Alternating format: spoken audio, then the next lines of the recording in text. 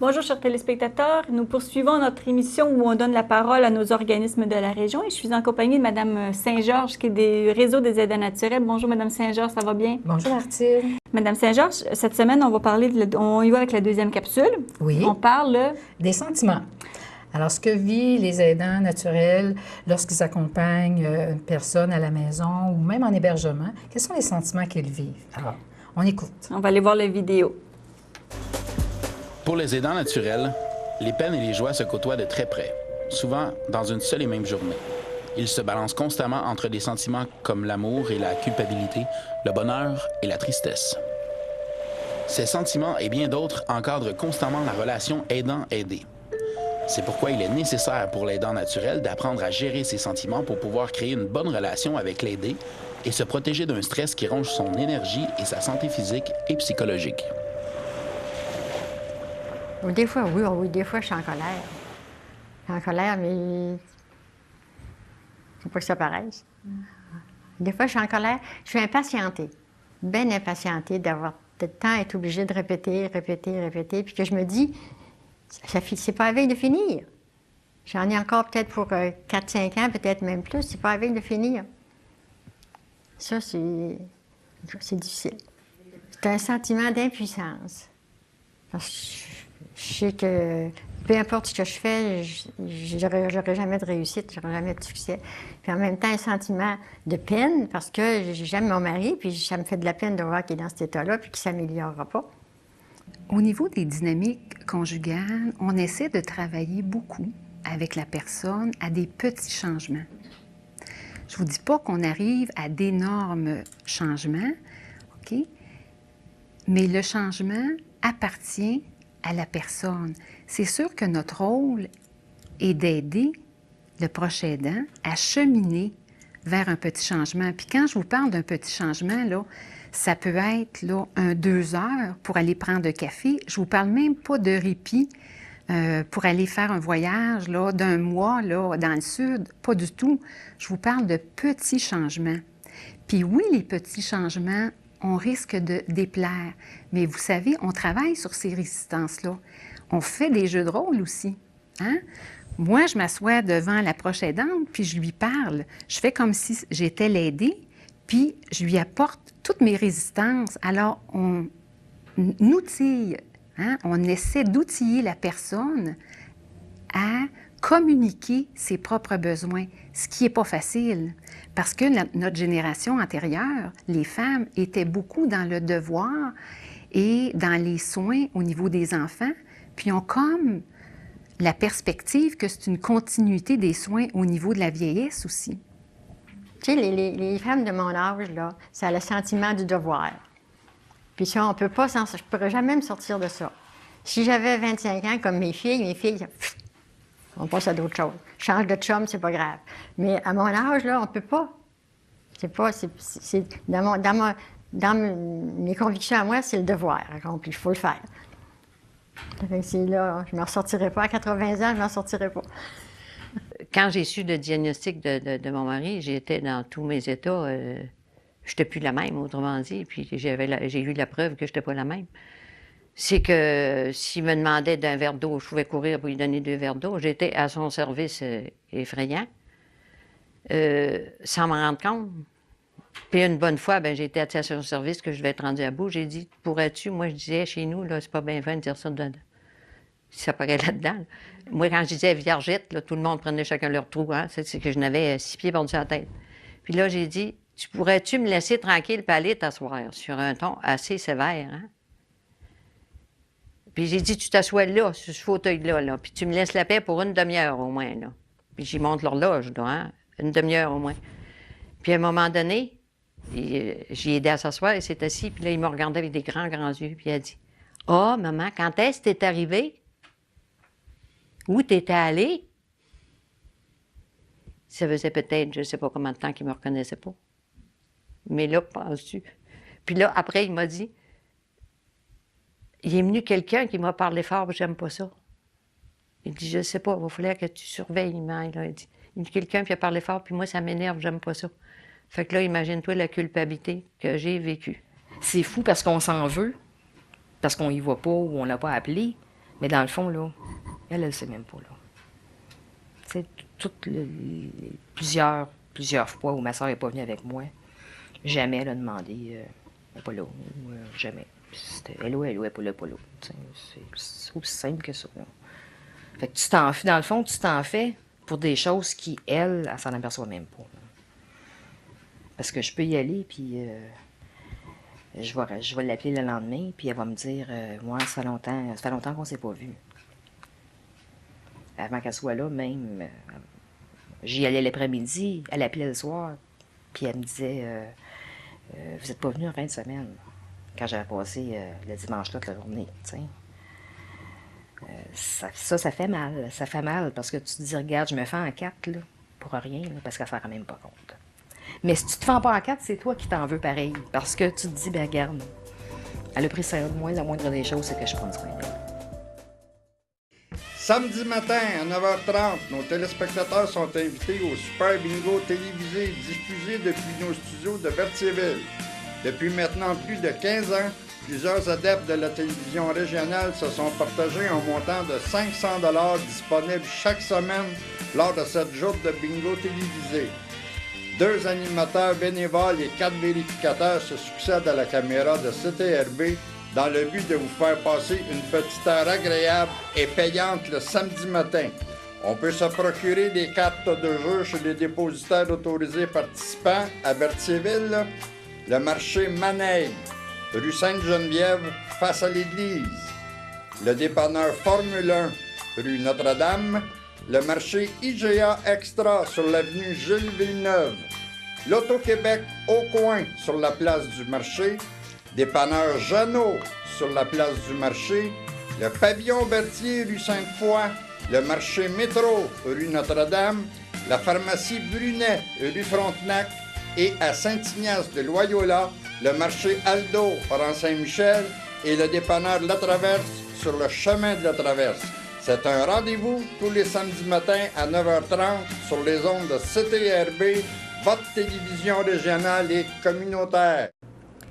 On remarque beaucoup, Mme Saint-Georges, dans la vidéo, que c'est beaucoup des aidants naturels, leurs conjoints ont la maladie d'Alzheimer. Est-ce que c'est la plus grosse maladie qu'on retrouve par rapport à ceux qui sont, comme on vient de voir dans la vidéo, parce que les 3 étaient atteintes d'Alzheimer, leurs conjoints? Oui, effectivement. Ce qu'on observe en ce moment dans la population vieillissante, puis ça, tout le monde en parle, on peut voir dans les journaux, les statistiques aussi le disent au niveau du ministère de la Santé et des Services sociaux, que la maladie d'Alzheimer prend de plus en plus de place, prend de plus en plus d'expansion. Il y aura de plus en plus de malades. Il prévoit, à cause de la cohorte vieillissante qui s'en vient, qu'il y aura effectivement plus de malades atteints d'Alzheimer. Alors, c'est sûr qu'en ce moment, on peut observer qu'il y a peut-être 70 à 80 des malades qui sont atteints de la maladie d'Alzheimer. Mais il reste quand même d'autres personnes qui sont suite à un accident, un AVC, ça peut être le Parkinson, ça peut être l'ataxie de Friedreich. Il y a d'autres maladies qui sont dégénératrices, qui sont liées au vieillissement, qu'on retrouve aussi.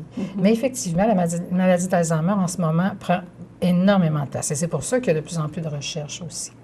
Mais comme qu'on a vu aussi, est-ce que je me trompe ou le sentiment le plus que les gens ressentent, c'est vraiment la frustration? Oui. La frustration, elle vient effectivement du sentiment d'impuissance.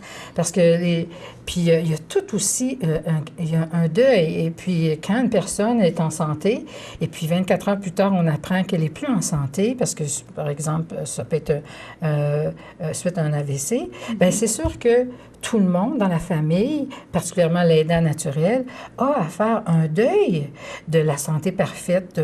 On a le sentiment de ne plus avoir la même personne devant nous. Puis il y a toutes les 4 phases du deuil là, à ce moment-là, hein, qui se mettent à s'imbriquer l'une derrière l'autre. Puis des fois, c'est comme tout mélangé. Puis c'est circulaire, ce système de deuil-là. Alors, une personne peut vivre l'état de choc, puis là, ben c'est comme qu'est-ce que je fais? Elle ne comprend pas la situation. C'est comme tout se mêle dans sa tête. Et puis après ça, bien là, il y a le déni. Bien, ça se peut pas. Il y a sûrement quelque chose à faire. Et puis là, bien là, elle commence à chercher du soutien sur Internet s'il n'y aurait pas un remède miracle pour aider la personne. Hein, on voit que... Puis après, il y a la colère. Puis tout ça s'entremêle, là. On n'est pas à la queue leu aujourd'hui, c'est le déni. Puis demain, ça va être... Non, il peut y avoir des moments de déni, des moments de colère, des moments encore dans l'état de choc. Alors, tous les sentiments qui sont vécus à l'intérieur d'un deuil, le sentiment d'incapacité, la frustration, la déception, le découragement, tout le stress aussi hein, que ça apporte, cette nouvelle situation-là, sur le système familial, que ce soit au niveau de l'organisation, hein, on en a parlé dans la première capsule, bien, c'est sûr qu'on se sent de plus en plus fragile. On se sent insécure parce que là, on ne sait pas trop comment réagir et interréagir avec la personne malade. Alors, tout ça mis ensemble, là, c'est énormément de deuil à faire, puis ça amène énormément de sentiments. La culpabilité, on a vu dans la capsule vidéo à plusieurs reprises, tu sais, je m'en veux, tu sais, je me sens coupable de... Alors, c'est une phrase qui revient souvent. Effectivement. Et je pense que quand l'aidant naturel va avoir comme complété son deuil, puis va être capable de... Puis ça prend parfois quelques mois et parfois même quelques années avant de passer à travers un deuil. D'où l'importance d'aller chercher le soutien, l'aide, que ce soit à travers les amis, le réseau d'amis peut supporter les gens qui vivent... La famille, la les famille. Enfants, Oui, pour passer ce deuil-là le plus facilement possible. Aller chercher de l'aide du CLSC avec une travailleuse sociale, puis aller chercher du soutien pour accueillir tous ces sentiments-là qui s'entremêlent, s'entrechoquent dans nous. Hein. Parce que quand vous venez de dire, là, la famille, c'est, mettons, l'épouse ou l'époux, le conjoint, qui a à faire le deuil de la maladie de la personne, mais c'est parce que c'est un deuil à faire aussi en famille. Tout à fait. Parce que les enfants aussi sont concernés. Tout à fait. Chacun va vivre son deuil à sa manière. Puis c'est pas tout le monde ensemble, là, tu sais, c'est comme... chacun le vit et dans des états différents, à des moments différents. Alors, c'est sûr que ça crée une dynamique familiale. On sent que la dynamique est comme plus fragile et plus instable. Et cette instabilité-là, bien, c'est sûr que ça crée un stress. Alors, d'où l'importance d'aller chercher de l'aide, du soutien et de pouvoir justement partager son vécu, son expérience. Les groupes d'entraide, par exemple, lors des cafés-rencontres au réseau, justement, l'objectif, c'est de permettre aux gens de se dire...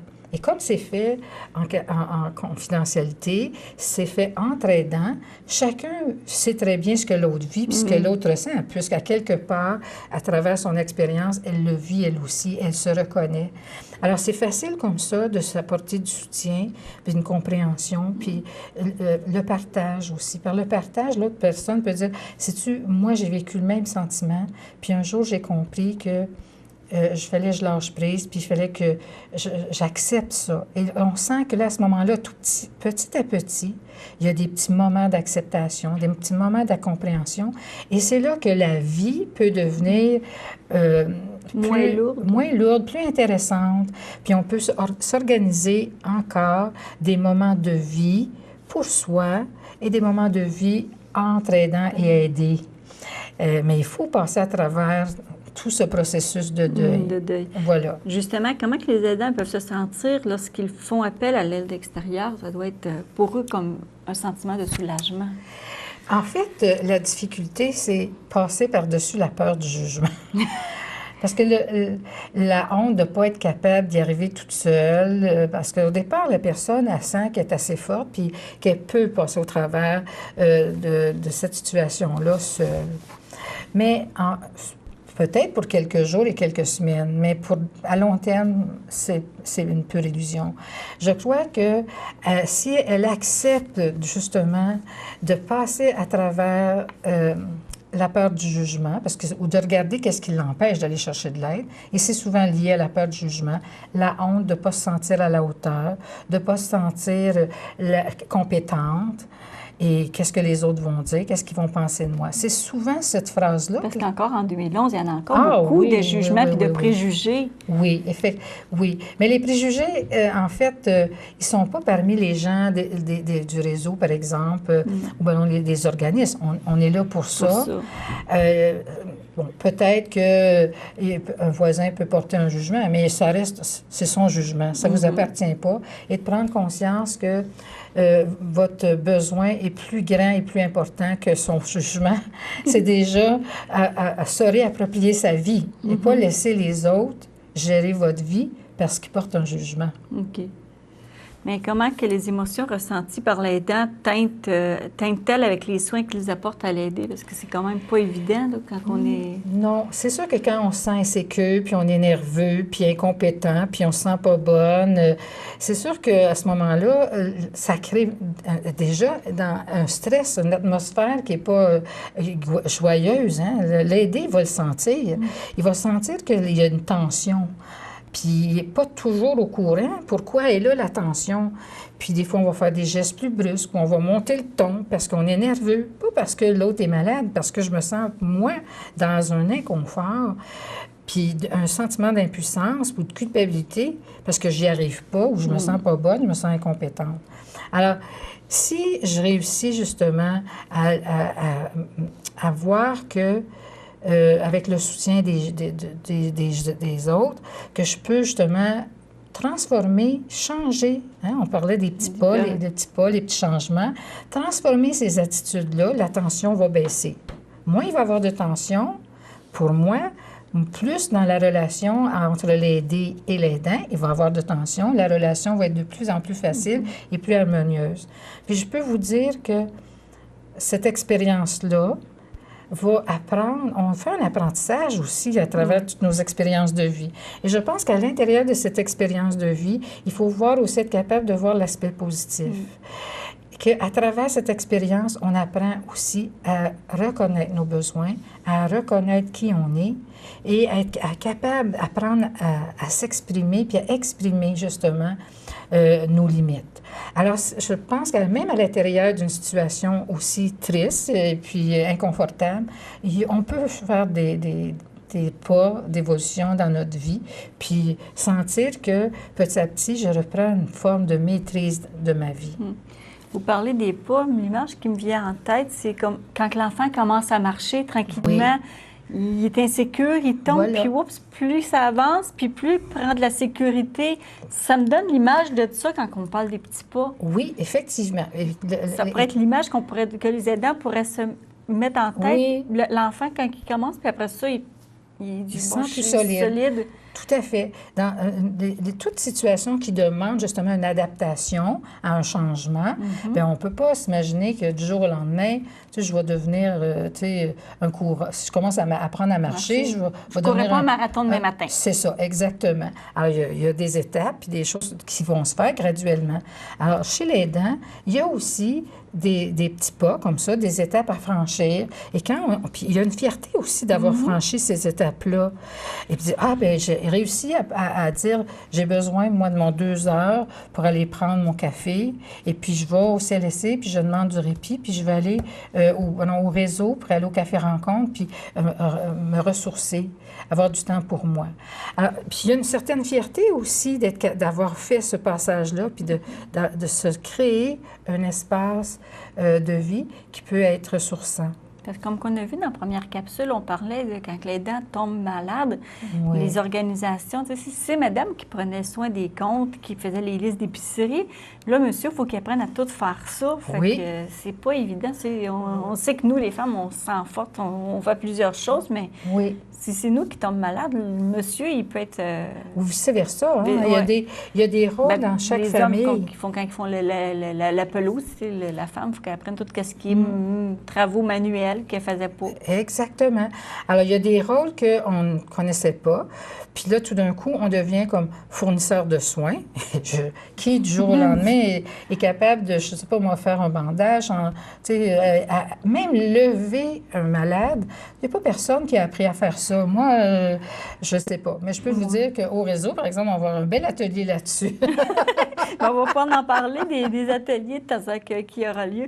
Mais de quelle manière qu'un aidant, lui, parce que c'est sûr, bon, les sentiments de frustration, les sentiments de colère, de peine, Comment qu'on peut se protéger contre nos sentiments? En fait, on ne peut pas se protéger. Les gens pensent qu'on peut se protéger. Et se protéger, c'est se mettre une barricade. Puis c'est là, à un moment donné, le sentiment, il va devenir de plus en plus gros, puis de plus en plus gros, puis ça va être l'explosion.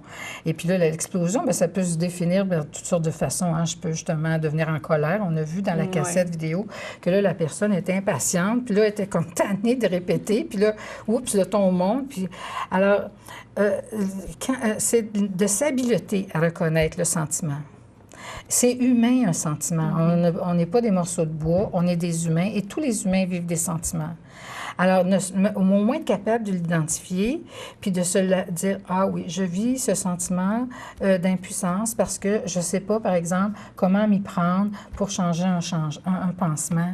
Mais si j'ai compris que c'est juste parce que je ne sais pas changer le pansement, qu'est-ce que je peux faire? Tout de suite, je vais aller trouver ou voir quel outil, quelle solution que j'ai à ma disponibilité.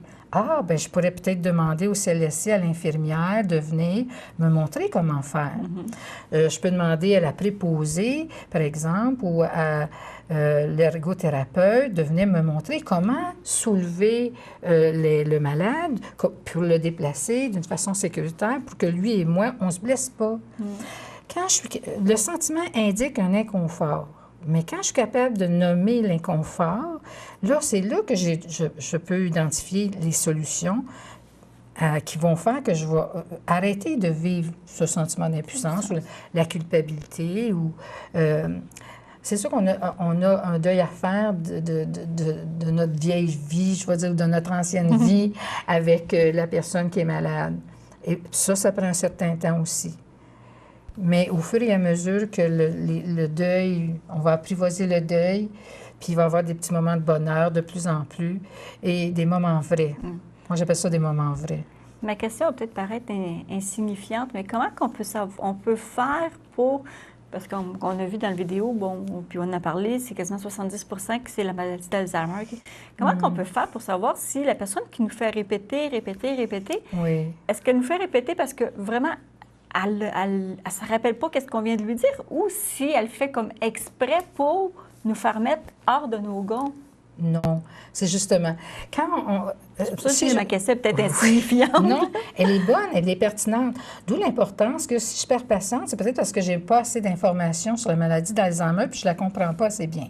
Alors, je me dis, je vais aller voir la Société d'Alzheimer, je vais aller à la bibliothèque, je vais regarder sur Internet et je vais aller chercher de l'information sur la maladie. Plus que je vais être informée, mieux je vais comprendre la situation, plus je vais être je vais avoir la patience et la tolérance qui vient avec. Mais, Mais si je pense, par exemple, je n'ai aucune information puis je pense qu'il fait exprès, bien là, c'est sûr que je vais être en beau maudit puis je ne serai pas contente puis je vais probablement monter le ton puis je vais vivre de l'impatience. C'est plus facile d'aller chercher de la tolérance à l'intérieur de soi si j'ai l'information et la compréhension de ce que l'autre vit.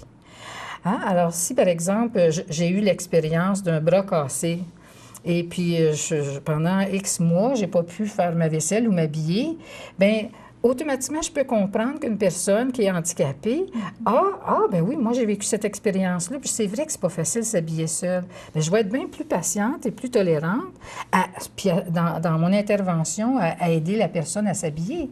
Parce que je me souviens que quand j'ai eu le bras cassé, j'avais de la misère à m'habiller.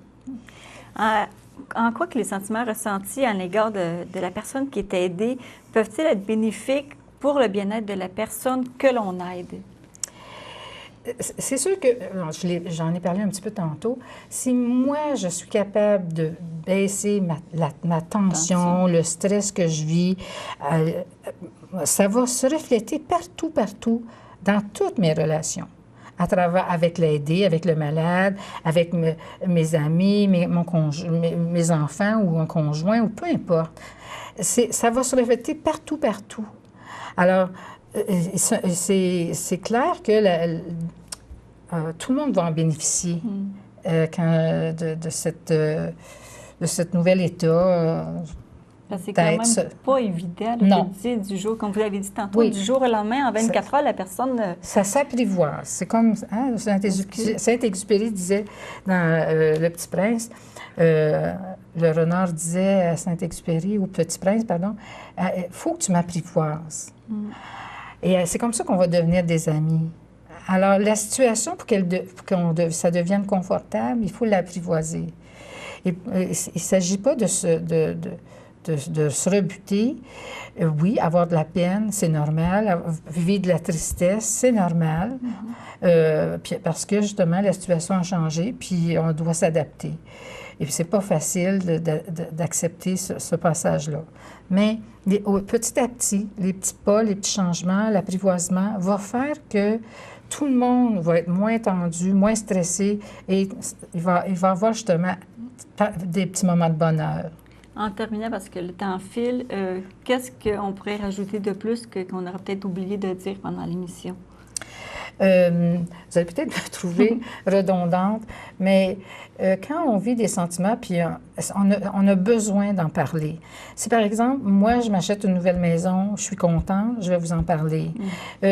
Si j'attends un enfant, je suis contente, je vais vous en parler. Mais pourquoi on ne fait pas la même chose quand je vis, par exemple, une situation qui n'est pas facile à vivre? Je pense qu'on a besoin d'en parler, comme l'autre aspect. Et à cause justement de la peur, du jugement, puis qu'est-ce que les autres vont dire, bien, des fois, on se limite. Mais trouvez-vous une personne avec qui vous sentez en confiance, vous sentez à l'aise, vous sentez bien, puis expliquez-lui que vous avez besoin, tu sais, de parler de cette situation-là, et puis de ce que vous vivez à l'intérieur de vous, puis pas vous sentir le plexus tout gonflé, puis prête à exploser. Je pense que si vous êtes capable petit à petit d'exprimer votre vécu à travers soit un collègue de travail, une bonne amie, un frère, une sœur, au café Rencontre du réseau, par exemple, c'est la place pour le faire, exprimer ce qu'on vit, puis permettre justement à faire descendre la tension. C'est le secret. J'aimerais, en terminant, que on va probablement le dire à toutes les émissions, mais j'aimerais ça qu'on donne le numéro de téléphone du réseau des aidants pour que, justement, comme on a dit dans la première capsule, on va peut-être le répéter à toutes les émissions, mais c'est important de demander de l'aide parce que c'est pas mieux si on est avec une personne malade de tomber avec deux personnes malades parce qu'on n'aura pas demandé de l'aide. C'est pas mieux non plus, là. Tout à fait, exactement. Donc, en terminant, Mme Saint-Georges, je veux qu'on le répète à toutes les émissions, mais j'aimerais ça qu'on donne le numéro de téléphone des aidants naturels, parce que comme on a dit dans la première émission, bien, on peut peut-être le répéter à toutes les émissions, mais c'est pas mieux qu'on est aidant naturel, mais qu'à force d'aider, qu'on soit plus capable, puis qu'on tombe avec deux malades dans la même pièce. Comment qu'on peut faire pour aller chercher de l'aide? Oui, alors j'invite les gens à communiquer avec le réseau des aidants naturels d'Autrey au 450-836-0711. Donc, sur ce, je vous souhaite une bonne semaine. La prochaine capsule, la semaine prochaine, on va parler de... Alors, les circonstances qui amènent parfois les aidants à se retrouver seuls et isolés. Ou un autre obsèque qui n'est pas évident. Non, tout à fait. Merci, Mme Saint-Georges, puis je vous souhaite une bonne semaine à vous. Merci.